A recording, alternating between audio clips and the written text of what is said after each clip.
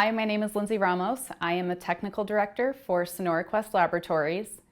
In my job, I write policies and procedures to help lab techs do their job safely and effectively so that patients can get a diagnosis.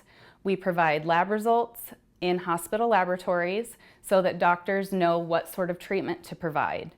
In my role, I support how people do their job across 6 states, so a lot of laboratories, from the small rural sites to the large sites all across Arizona and some other areas.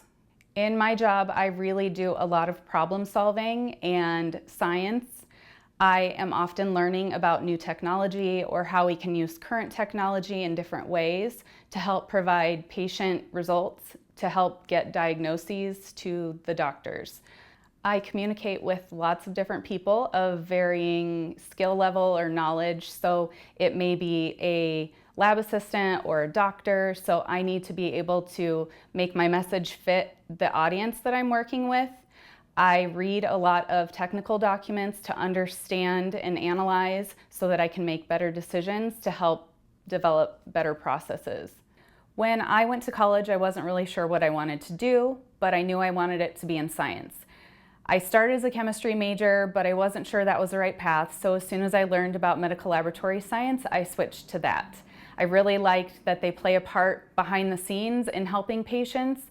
I knew nurses were the front lines supporting patients, and I didn't want to do that. I wanted to do the science in the background. There are a lot of different ways you could get an entry-level position at Sonora Quest. After 6 months, you could qualify for a cohort program, which would allow you to get money for school from the company so that you could become a medical laboratory scientist.